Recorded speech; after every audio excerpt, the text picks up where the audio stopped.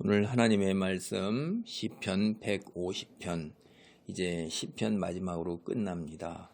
그래서 146, 147, 148, 149, 150 이것이 할렐루야 시편이에요. 그래서 이게 처음과 끝이 할렐루야로 끝나는 거예요. 하나님을 찬양하라 하는 이런 말이죠. 이게 하나님을 찬양하라 하는 말이 할렐루야예요. 그래서 이 시편이 이제 5권으로 이루어졌는데 5권의 그 마지막이 이제 하나님을 찬양하라 하는 거예요. 이게 이제 시편 5권도 상당히 의미가 있는 것입니다. 여러분, 우리가 오늘 저와 같이 이렇게 살펴봤을 때 우리가 참 오늘 굉장히 의미가 있고 뜻이 깊은 거예요. 창세기, 출애굽기, 이사야 이런 것도 우리가 다 살펴보면서 시편을 이제 2번이나 다시 거듭해서 살펴봐서 새로 보는 시편 해서 이제 이런 것들을 올리고 있고요. 요한복음도 봤고 로마서도 봤고 히브리서도 봤고 그다음에 공동서신으로 뒤에 나오는 그 베드로 서신, 요한 서신 다 살펴봤습니다. 이제 나머지 우리가 소선지서도 한번 같이 살펴보도록 하겠습니다. 1절입니다. 할렐루야, 그의 성소에서 하나님을 찬양하며 그의 권능의 궁창에서 그를 찬양할지어다. 하나님을 찬양하라, 하나님을 찬양하라. 어디에서? 우리가 하나님께 예배드리러 나가잖아요. 예배드리러 모이는 곳이 그곳이 성소인 것입니다. 예루살렘 성전에 이스라엘 민족들이 적어도 3번 절기에 하나님께 나아오도록 명령받고 그 명령에 순응하려고 애를 썼어요. 그리고 안식일마다 예루살렘 성전에 모여서 하나님께 예배를 드렸죠. 그래서 그 하나님이 그곳에 좌정해 계신다라고 이제 우리가 믿는 곳을 우리 이름이 성소요, 시온이요, 예루살렘이요 이렇게 우리가 부르는 거예요. 하늘나라요 이렇게 부르는 곳입니다. 그래서 그 하나님이 계신 곳에서 하나님을 보면서 찬양을 하는 것, 이게 얼마나 대단한 건지 알 수가 없어요. 여러분, 우리가 자동차나 진공청소기를 인간이 만들었는데 그 자동차나 진공청소기가 살아있는 사람과 같은 인격을 부여받아서 그들이 생명을 갖게 되고 그 다음에 그들을 만든 창조주, 주인, 사람에게 나와서 고맙다고 함께 그런 것들이 모여서 하나님과 인격적인 교제를 하게 된다는 그런 놀라운 지위에 이르게 된다고 생각해 보세요. 근데 그게 선택된 자동차와 진공청소기가 그렇게 하는 거예요. 여러분 훨씬 쉽게 이해할 수 있을 거예요. AI 시대에 우리가 어떤 기계가 사람처럼 인격을 갖게 되고 사람과 교제를 할 수 있게 되는, 그래서 사람과 한 상에서 먹고 마시게 되는 그러한 기계, 그 기계들이 다 뭐를 바라냐면 사람처럼 되고 싶어 하기를 원하잖아요. 영화를 보면. 그런데 그런 어떤 기계들이 그런 것을 가져갈 때 그 기계가 자기를 그렇게 창조주의 반열에 올라라서 교제할 수 있도록 한다는 게 얼마나 감사하겠어요. 우리는 흙으로 만들어진 피조물입니다. 흙이에요, 흙. 우리 존재가. 그런데 하나님은 영이세요. 물질이세요. 창조하신 하나님이, 창조주 하나님께서 이 모든 것을 말씀으로 만들어 놓으신 그 재료로 우리를 만들었는데 그 재료로 끝나는 게 아니라, 흙으로 끝나는 게 아니라 그것에게 영원한 생명인 영혼을 불어넣으셨어요. 그리고 이 땅에서 살아갈 때 그 생명을 호흡에다 주신 거예요. 우리가 그래서 영생불사의 존재가 되고 하나님과 한 상에서 먹고 마시게 되고 하나님과 성소에 나가서 하나님을 찬양할 수 있는, 교제를 할 수 있는 이러한 영생불사 신적인 존재, 하나님을 믿는 자들을 다 신이라 하지 않았느냐? 예수님이 이렇게 말씀하시잖아요. 신과 같은 영생불사의 존재가 된 거예요. 여러분, 왜 인간들이 권력자가 되면 영생불사를 갖다가 추구했겠어요? 진시황도 그랬고 이집트의 파라오들도 그런 게, 본래 우리 인간은 덧없음을 갖다가 다 깨달아서 영원한 것을 사모하도록 하나님께서 우리를 그렇게 하셨다고 그랬어요. 우리가 그런 존재인 것입니다. 하나님을 성소에서 찬양한다는 것, 권능의 궁창에서 그를 찬양한다는 것이, 이게 영생불사의 신적 존재가 우리가 된 것입니다. 내가 누구냐 하는 것에서 이러한 나에 대한 이해의 한 부분을 갖는 것이 얼마나 지혜가 있는 것이고 그 다음에 생명을 갖게 되는 토대가 되는 것이에요. 권능의 궁창이다. 이 궁창이라는 말이 참 어려운 말인데 하나님이 그의 권능의 궁창에서 창세기 처음에 보면 하나님이 천지를 창조하셨고 그 다음에 거기가 공허했을 때 혼돈했을 때 물이 있는 거예요. 수면 위에. 그러니까 이 지구가 물로 온전하게 완전히 덮여 있는 거예요. 그래서 하나님이 첫째 날에 그 빛을 창조하셔서 낮과 밤을 창조하시고 이제 하나님이 둘째 날에 물이 지구를 덮고 있는데 하나님이 이르시되 물 가운데 궁창이 있어 물과 물로 나뉘라 하시고 하나님이 궁창을 만드사 궁창 아래의 물과 궁창 위의 물로 나뉘게 하시니 그러니까 이 공중 자체를 갖다가 궁창이라고 하는 거예요. 이 하늘을.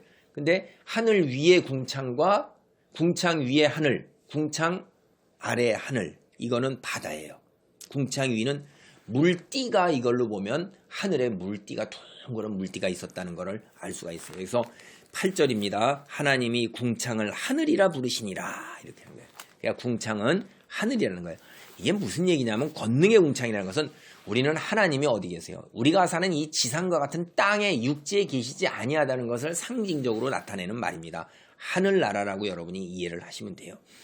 2절입니다. 그의 능하신 행동을 찬양하며 그의 지극히 위대하심을 따라 찬양할지어다.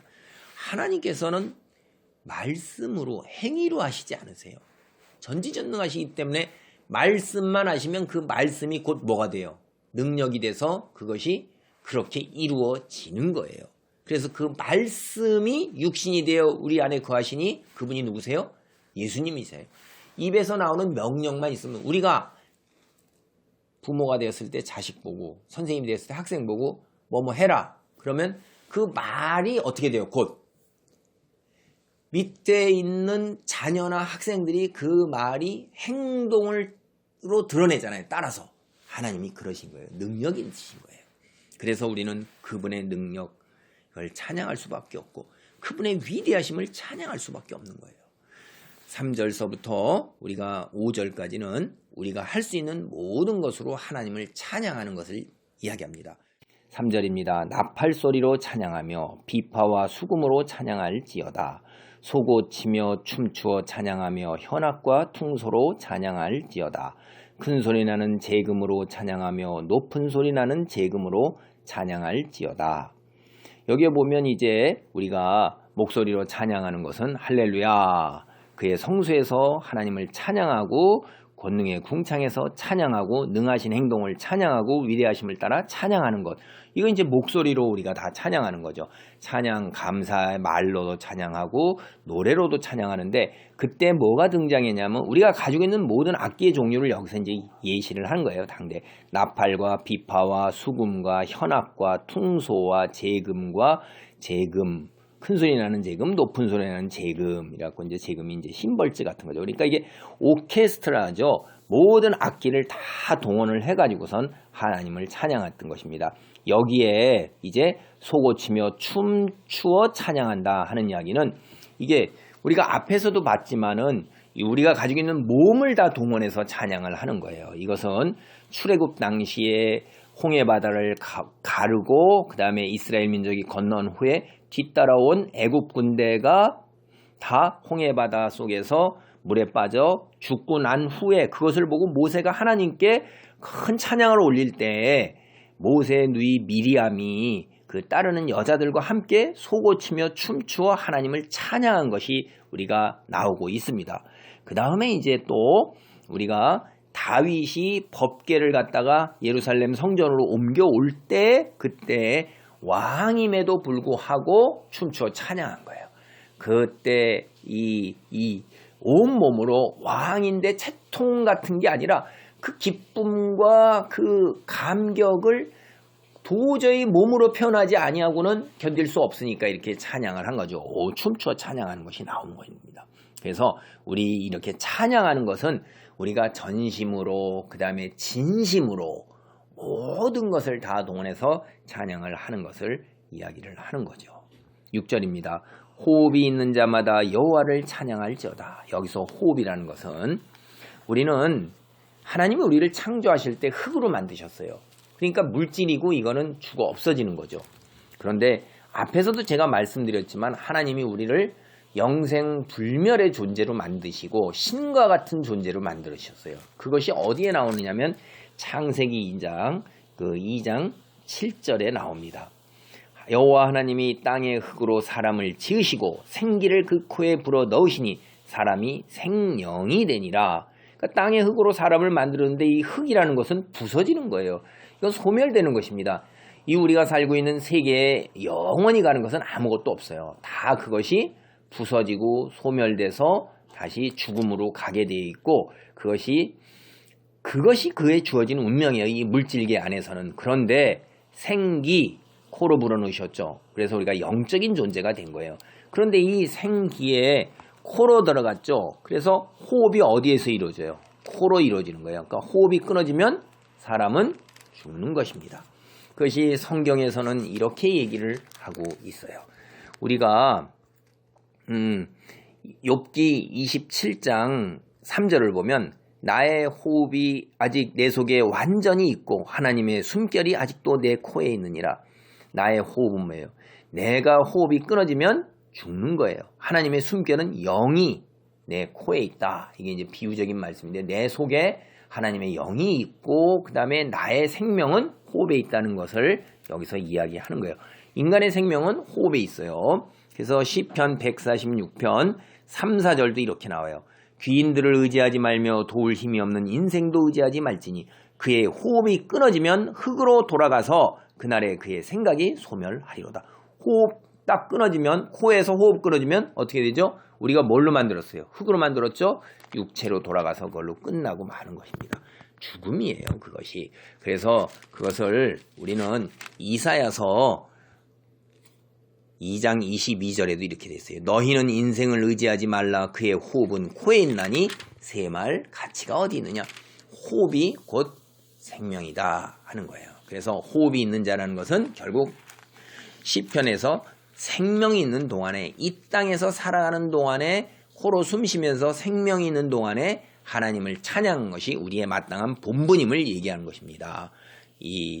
우리가 살면서 우리에게 주어진 본분, 하나님께 영광을 돌리는 일, 그 일에 하나 귀한 것이 하나님께 찬양하는 것입니다. 그것이 하나님께 영광을 돌리는 한 방법인 거예요. 그런 놀라운 은혜의 자리, 축복의 자리 있기를 바랍니다. 할렐루야.